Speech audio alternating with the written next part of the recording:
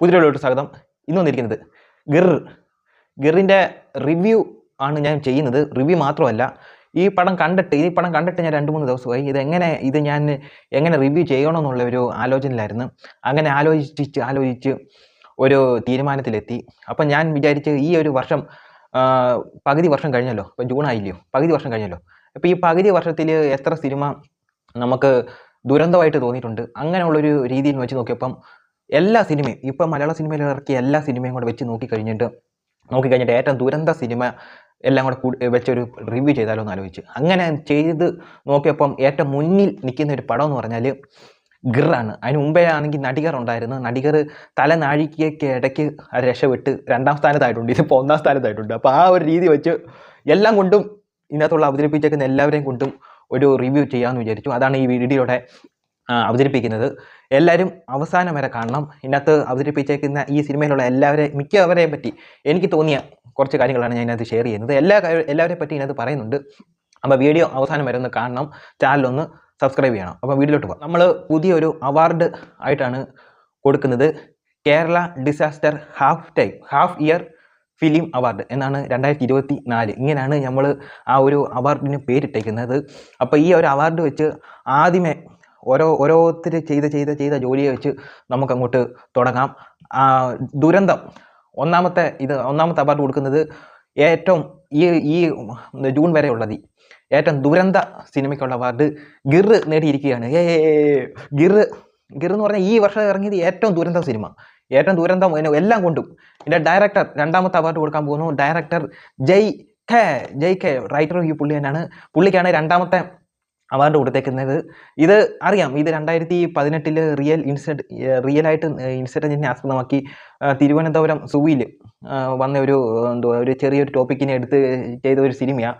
അപ്പോൾ ഈ ഒരു സിനിമ എത്രത്തോളം കുളമാക്കാൻ പറ്റുന്നുണ്ടോ. പക്ഷേ ഈ ജയ് കെ എന്ന് പറഞ്ഞാൽ ഇതിന് മുമ്പ് എസ്ര ചെയ്തിട്ടുണ്ടായിരുന്നു. എസ്ര എനിക്ക് തോന്നുന്നു ഇതിലും നല്ല ഒരു ക്വാളിറ്റിയുള്ള ഒരു ഇംഗ്ലീഷ് സിനിമയുടെ ക്വാളിറ്റിയിലാണ് ആ സിനിമ എടുത്ത് വെച്ചേക്കുന്നത്. കാണുമ്പോൾ അറിയായിരിക്കും. പക്ഷേ ഇതിനകത്തോട്ട് നോക്കുമ്പോൾ ഇതിനകത്ത് എന്തോ കാണിച്ചു വെച്ചേക്കുന്നത്.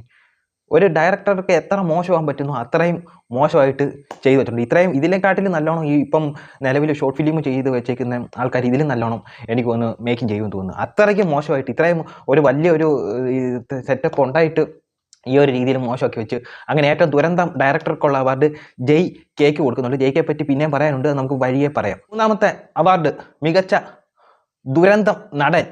ഈ പകുതി വർഷത്തിലുള്ളത് മികച്ച ദുരന്ത നടനുള്ളത് കുഞ്ചാക്കോ ബോബൻ നേടിയിരിക്കുകയാണ്. സിനിമ ഗിർ. ഈ കുഞ്ചാക്കോ ബോബൻ എന്ന് പറഞ്ഞാൽ പഴയ കാലം മാറി.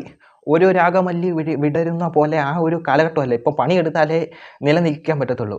പുള്ളി ഒരു കോമാളിയാണ് ഇതിനകത്ത് കാണിച്ചു വെച്ചേക്കുന്നത്. ഒരു വെള്ളം അടിച്ചിട്ടുള്ള ഒരു സീനിൽ പോലും നേരെ ചൊവ്വേ അഭിനയിക്കാൻ പറ്റിയിട്ടില്ല ഈ പുള്ളിക്കാരന്. ഇത് കണ്ടിട്ട് സത്യം പറഞ്ഞാൽ ഈ സിനിമ കണ്ടിട്ട് എനിക്ക് ഇയാളെ ഈ കുഞ്ചാക്കോ ബോബനെ നേരിട്ടൊന്ന് കണ്ടായിരുന്നെങ്കിൽ എടുത്തൊരു ടോം പെലി ഡ്രൈവ് കൊടുത്തേനെ. എന്ന് പറഞ്ഞാൽ പച്ച മലയാളത്തിൽ പറഞ്ഞാൽ കാലായി പിടിച്ചെടുത്ത് തറയിലടിക്കുക. അതാണ് ചെയ്ത്. അത്രയ്ക്കും വെറുപ്പിരി വെച്ചിട്ടുണ്ട്. ഇതിനകത്ത് പുള്ളി അറിയാം, ഒരു സിംഹക്കുട്ടി, ഇപ്പം സിംഹക്കുട്ടിൻ്റെ കാര്യമൊക്കെ ഞാൻ പറഞ്ഞു വരുന്നുണ്ട്. സിംഹക്കുട്ടി വരുന്നൊരു അതിനകത്ത് സുരാജ് ചാടുന്നൊക്കെ ഒരു സീനുണ്ട്. എന്നിട്ട് പാവം പിടിച്ച സുരാജിന് മയക്കുപടി കൊള്ളുന്നതൊക്കെ കാണിക്കുന്നത് കഷ്ടം തന്നെ. ആ ഭാഗത്ത് ഏറ്റവും കൂടുതൽ ദേഷ്യം തോന്നിയത് കുഞ്ചാക്കോ ബോബൻ. ആ പുള്ളിക്ക് ഒരു നെഞ്ചത്ത് വെടികൊണ്ട് ചത്താലും കുഴപ്പമില്ലായിരുന്നു. ഇത് കഷ്ടം. ആ സുരാജിന് മയക്കുപടി കൊണ്ട് അത് വല്ലാത്തൊരു കഷ്ടമായിട്ട് എനിക്കൊരു ഫീലിംഗ് ആയിട്ട് തോന്നിയത് അത് മാത്രമേ ഉള്ളൂ. ബാക്കി ആ പുള്ളിക്കാരനെ ഒന്ന് വെടിവെച്ച് കൊന്നാലും കുഴപ്പമില്ലായിരുന്നു. കുഞ്ചാക്കോ ബോബനെ കൊണ്ട് ഇത്രയും ഒരു തോൽവി, ഈ വർഷം ഇറങ്ങിയത് ഇത്രയും തോൽവിയായിട്ടുള്ളൊരു ആക്ടറെ ഞാൻ വേറെ ഒരു സിനിമയ്ക്കകത്തും കണ്ടിട്ടില്ല. ഇതാണ് കുഴപ്പം. ആ ഒരു ഡയറക്ടറുടെ കുഴപ്പം. ഞാൻ പറഞ്ഞില്ല, ജയ് കെയുടെ ഒരു ഡയറക്ടറുടെ കുഴപ്പം എന്ന് പറഞ്ഞാൽ ഇതാ. ആ സുരാജിനെ കൊള്ളുന്നതിന് പകരം ആ വെടി ഒരു കുഞ്ചാക്കോ ബോബന് കൊണ്ടായിരുന്നെങ്കിൽ പ്രേക്ഷകർക്ക് ഒരു സന്തോഷമായേനെ. എനിക്ക് അതേ ഉള്ളായിരുന്നു ഒരു ഇതായിട്ട് തോന്നിയത്. ആ പുള്ളിക്കാരൻ അല്ലെങ്കിൽ ചെവിക്കല്ലോക്കി ഇറക്കി കഴിയുമ്പോൾ ചെവിക്കല്ലോക്കി ഒരെണ്ണം കൂടെ കൊടുക്കണമായിരുന്നു. അത്രയും വെറുപ്പിച്ചിട്ടുണ്ട്. അത്രയും വെറുപ്പിച്ചിട്ടുണ്ട് ഈ സിനിമയിൽ കുഞ്ചാക്കോ ബോബൻ എന്ന് പറയുന്നത്. പിന്നെ 4ാമത്തെ അവാർഡിലോട്ട് പോകാം. മികച്ച ദുരന്തം നടി എന്ന് പറയുന്നത് അനക. ഈ സിനിമയിൽ വലിയ കുറച്ച് സമയത്തേ ഉള്ളെങ്കിൽ വന്ന സമയത്ത് മൊത്തത്തിൽ വെറുപ്പിച്ച് അങ്ങേയറ്റം ആക്കി വെച്ചിട്ടുണ്ട്. ഇതേപോലൊരു ദുരന്തം ആക്ട്രസിന് വേണ്ടി 2 പേരായിരുന്നു പിടിമലിയാക്കിയത്. ഒന്ന് നടികറിനകത്ത് ഭാവനയും ഒന്ന് ഈ അനകയും. ഭാവന എന്ന് പറഞ്ഞാൽ പേടിച്ച് ദുരന്തം ആക്ട്രസിന് പേടിച്ച് ഒരു പീക്ക് ലെവലായപ്പം പിന്നെ അടുത്ത് പുള്ളി തള്ളി കളഞ്ഞതാ. ഇപ്പം അനക്ക വന്നിട്ടുണ്ട്. എന്തൊരു വെറുപ്പീരാണ്, തുടക്കം തൊട്ട് അവസാനം വരെ വെറുപ്പീരിൻ്റെ അങ്ങേയറ്റം. കാരണം ഒരു രീതിയിലും കണ്ടല്ല, ഒന്നിനും കൊള്ളാത്ത ഒരു ആക്ട്രസ് ആയിട്ടാണ് എനിക്ക് അനക്കയെ തോന്നിയിട്ടുള്ളത്. അഞ്ചാമത്തെ ദുരന്തം വില്ലൻ എന്ന് പറഞ്ഞാൽ ശോഭി തിലകനെ എല്ലാവർക്കും അറിയായിരിക്കും. സീരിയലിലൊക്കെ പുള്ളി ഒരു മോശം ആക്ടറാണെന്ന് ഞാൻ പറയത്തില്ല. പുള്ളിക്ക് കൊടുത്ത റോള് സീരിയലിലൊക്കെ ഞാൻ ചിലയിടത്തൊക്കെ കണ്ടിട്ടുണ്ട്. പുള്ളി നല്ല രീതിയിൽ ചെയ്ത് കൊടുക്കും. കാരണം നെഗറ്റീവ് റോളാണ് പുള്ളി ചെയ്യുന്നത്, പുള്ളി നല്ലോണം ചെയ്തു കൊടുക്കും. പക്ഷേ ഇതിനകത്ത് പുള്ളി സാധാരണ സീരിയലിലൊക്കെ ചെയ്യുന്നത് പോലീസ് യൂണിഫോമിലുള്ള പോലീസിൻ്റെ റോളൊക്കെ ആയിരിക്കും ചെയ്തിട്ടുള്ളത്.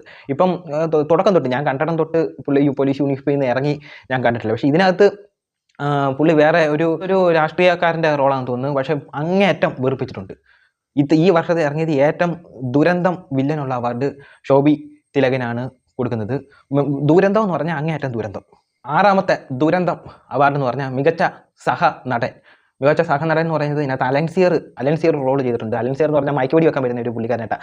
ഒരു തോക്കെടുക്കാനുള്ള ഒരു ആരോഗ്യമുള്ള ഒരാൾക്കെങ്കിലും ഈ ആ റോൾ കൊടുത്തായിരുന്നെങ്കിൽ നല്ല ഒരിതുണ്ടായിരുന്നു. ഇത് കോമഡിക്ക് വേണ്ടി എന്തോ പുള്ളി കാണിച്ചു വെച്ചേക്കുന്നത് കോമഡിയാണോ അത് വെറുപ്പിച്ച് അങ്ങേയറ്റം. ദുരന്തം സഹനടൻ അലൻസിയർ.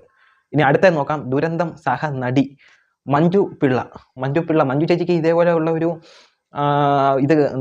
അബദ്ധം പറ്റാഞ്ഞതാ. എനിക്ക് തോന്നുന്നു പുള്ളിക്കാരി ഉറങ്ങുന്ന സമയത്തോ അങ്ങാണം ഒരു ട്രാപ്പിലാക്കി, അതായത് റാഞ്ചുറോ സ്പീക്കിങ്ങിനകത്ത് മറ്റേ ഒപ്പിട്ട് പഠിക്കത്തില്ല, അതേപോലെ എന്തെങ്കിലും ട്രാപ്പിൽ ചെയ്ത് എടുത്ത പുള്ളിക്കാരിയെ കൊണ്ട് സമ്മതിപ്പിച്ചെടുത്തിയ റോളാന്ന് തോന്നുന്നു. അല്ലെങ്കിൽ ഇതേപോലെ ഒരു അബദ്ധം പുള്ളിക്കാരിക്ക് പറ്റത്തില്ല. പുള്ളിക്കാരി നല്ല രീതിയിൽ വെറുപ്പിച്ച് അങ്ങേറ്റം കൊടുത്തിട്ടുണ്ട്.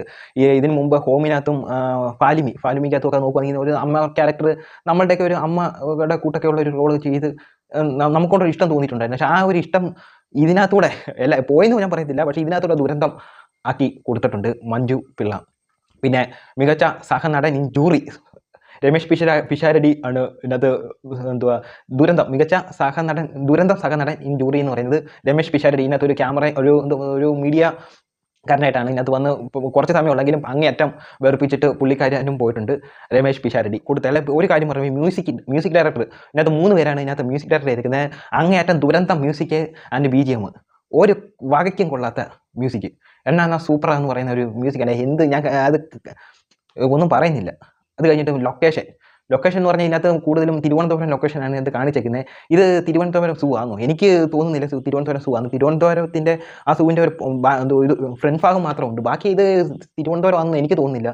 കാരണം സൂവിനകത്ത് ആ ലയണിനെ അങ്ങനെയൊക്കെയാണോ വളർത്തുന്നത്? ഞാൻ കാണുമ്പം തിരുവനന്തപുരം സൂവിൽ ലയണെ ഞാൻ കണ്ടിട്ടില്ല. ഒന്ന് രണ്ട് വട്ടം പോയിട്ടുണ്ട്. അവിടെ ലയൺ എന്ന് പറയുന്ന ഒരു പേര് മാത്രം എഴുതി വെച്ചിട്ടുണ്ട്, അല്ലാതെ ലയണെ കണ്ടിട്ടില്ല. അത് ഇതേപോലെ ആൾട്ടർനേറ്റീവ് ആയിട്ടൊക്കെയാണോ ലയണിനെ വളർത്തുന്നത്? എനിക്കറിയത്തില്ല. കൂട്ടിലിട്ട് ഞാൻ പോകുമ്പോൾ അങ്ങനെയൊക്കെയാണ് വളർത്തുന്നുള്ളത്. ഇപ്പോൾ മാറ്റിയോന്നൊന്നും അറിയത്തില്ല. ഇതെന്തായാലും ഒരു കാര്യം ഉറപ്പാണ്, തിരുവനന്തപുരം ലൊക്കേഷൻ അല്ല. ഇത് വേറെ എങ്ങാണ്ട് പോയി സിംഹത്തിനെ ഒറിജിനലായിട്ട് ഷൂട്ട് ചെയ്ത് എടുത്ത ഒരു സംഭവം. അത് നമുക്ക് അറിയാൻ പറ്റും. എങ്ങാണ്ട് പോയി സിംഹത്തിനെ ഒറിജിനൽ, എന്നിട്ട് VFX എന്ന് പറഞ്ഞിട്ട് ഒരു കളിപ്പീരും. എന്നിട്ട് VFX ഇതിനകത്ത് ഞാൻ പറയാം, VFXൻ്റെ കാര്യം ഞാൻ പറയാം. സിംഹത്തിനെ എങ്ങാണ്ട് പോയി ഒറിജിനലായിട്ട് ഷൂട്ട് ചെയ്തിട്ട് ഇവരുടെ രണ്ടുപേരുടെയും വേറെ എങ്ങാണ്ട് വെച്ചെടുത്ത ലൊക്കേഷനും കൂടെ കൂട്ടിച്ചേർത്ത് കാണിച്ചേക്കുവാണ്. ഇതായത് സൂ ഒന്നും അല്ല, ഇത് വെറുതെ സൂ എന്ന് പറഞ്ഞിട്ടൊരു പേര് മാത്രമേ ഉള്ളൂ. അങ്ങനെ അതും പൊളിഞ്ഞേ. പിന്നെ അടുത്തത് VFX ഇതിനകത്ത് കുറവാണ് ഉപയോഗിച്ചിരിക്കുന്നത്. സിംഹത്തിൻ്റെ ഒറിജിനലായിട്ട് എങ്ങാണ്ടൊക്കെയോ പോയി എനിക്ക് കണ്ടത് തോന്നിയതാ, എങ്ങാണ്ടൊക്കെ പോയി ഒറിജിനൽ സിംഹത്തിനെ എങ്ങാണ്ടൊക്കെ പോയി ഷൂട്ട് ചെയ്തിട്ടുണ്ട്. പിന്നെ ലോങ് ഷോട്ടിൽ കാണിച്ചേക്കുന്ന കുറച്ച് സീനുണ്ട്. അത് സിംഹം എന്ന് പറഞ്ഞാൽ കാർട്ടൂണ്. ഈ മൊബൈൽ ഫോൺ എനിക്ക് അതേപോലെ എടുക്കാൻ പറ്റുമെന്ന് തോന്നുന്നു. അതേപോലെ എടുത്തു വെച്ചിട്ടുണ്ട്. ഇത്രയും മോശം VFX ആണ് ഇതിനകത്ത് കാണിച്ചു വെച്ചേക്കുന്നത്. സിംഹത്തിനെയൊക്കെ ഇങ്ങനെയൊക്കെ കാണിച്ചു വെക്കുവാണെങ്കിൽ ഈ പടം കണ്ടിട്ട് എനിക്ക് പോസിറ്റീവായിട്ട് തോന്നിയ 2-3 ആക്ടർമാരുണ്ട്. ഒന്ന് സുരാജ് വെഞ്ഞാറമൂട് കിടിലനായിട്ട് കൊടുത്ത റോൾ, ഒരു സീരിയസ് റോളായാലും സീരിയസ് ആയിട്ട് ആ പുള്ളിക്കാരൻ അത് ചെയ്തിട്ടുണ്ട്. കുറച്ച് സമയം ആ മയക്കം വെടി കൊള്ളുമ്പോൾ കുറച്ച് സീൻ കാണിക്കുന്നുണ്ട്. അത് കോമഡി ആയിട്ടാണെങ്കിലും അത് നല്ല രീതിയിൽ ചെയ്തിട്ടുണ്ട്. പിന്നെ രാജേഷ് മാധവൻ എന്ന് പറയുന്നത്, അതായത് പുള്ളിയെ മാറാലഹ ചേട്ടൻ എന്ന് പറഞ്ഞാൽ എല്ലാവർക്കും അറിയായിരിക്കും. മിന്നൽ മുരളിക്കകത്ത് ആ മാറാലഹ എന്ന് പറഞ്ഞ് ആ പോലീസ് സ്റ്റേഷനിൽ വെച്ച് എനിക്ക് ഏറ്റവും ഇഷ്ടപ്പെട്ട ഒരു കോമഡിയാണ്. ആ ഒരു പോലീസ് സ്റ്റേഷനിൽ വെച്ച് അവരെ പറയുന്നത് ഇറാനിൽ നിന്ന് തീവ്രവാദി വന്നെന്ന് പറയുമ്പോൾ പുള്ളി പിന്നെ ചിരിക്കുന്ന ഒരു സ്റ്റൈലുണ്ട്. ഇത് പൊളിയുമ്പം പുള്ളിക്കാരന് കൊടുത്ത റോള് നല്ല രീതിയിൽ ചെയ്തിട്ടുണ്ട്. മൂന്നാമതായിട്ട് ഇച്ചിരി പോസിറ്റീവായിട്ട് പറയാനുള്ളതെന്ന് പറഞ്ഞാൽ സുരാജിൻ്റെ ഭാര്യയായിട്ട് വൈഫായിട്ട് അഭിനയിക്കുന്ന ഒരു പുള്ളിക്കാരിയുണ്ട്. ആ പുള്ളിക്കാരി നല്ല രീതിയിൽ ചെയ്തിട്ടുണ്ട്. പിന്നെ സെന്തിൽ ഒരു പോലീസ് സർക്കിളിൻ്റെ ഒരു വേഷം ചെയ്തിട്ടുണ്ട്. ആ പുള്ളിക്കാരനും കുറച്ച് നേരം ഉള്ളെങ്കിൽ നല്ല രീതിയിൽ ചെയ്തിട്ടുണ്ട്. ഈ 4 പേര് മാത്രം ഈ ഒരു സിനിമയിൽ അത്യാവശ്യം ഉപയോഗപ്പെടുത്തിയെന്ന് പറഞ്ഞാൽ അവർക്ക് വലിയ റോള് കുറവാണെങ്കിലും അല്ല, സുരാജിനെ ഒഴിച്ച് അവർ 4 പേരും നല്ല രീതിയിൽ ചെയ്തിട്ടുണ്ട്. ബാക്കി ഒരെണ്ണം പിന്നെ ഈ പോലീസ് സേനയിലുള്ളവരെയൊക്കെ കളിയാക്കിയിട്ടുണ്ട്. എന്തോത്തിനാണ് ഇങ്ങനെ കളിയാക്കുന്നത്? ഈ ഫയർഫോഴ്സിലൊക്കെ ഉള്ളവരൊക്കെ കൊണ്ടുവന്ന് നിർത്തുന്നതൊക്കെ കാണിക്കുന്നുണ്ട്. അതായത് അവരെയൊക്കെ കളിയാക്കാൻ കൊണ്ട് കുത്തിക്കയറ്റിയതാണെന്ന് എനിക്ക് തോന്നിയിട്ടുണ്ട്. അങ്ങനെ മൊത്തത്തിൽ നോക്കുകയാണെങ്കിൽ ഈ ഒരു വർഷത്തിൽ ഈ ഒരു മാസം ജൂൺ വരെ ഉള്ളത് ഏറ്റവും ദുരന്ത സിനിമയിൽ 1ാം സ്ഥാനത്താണ് ഗിർ ഉള്ളത്.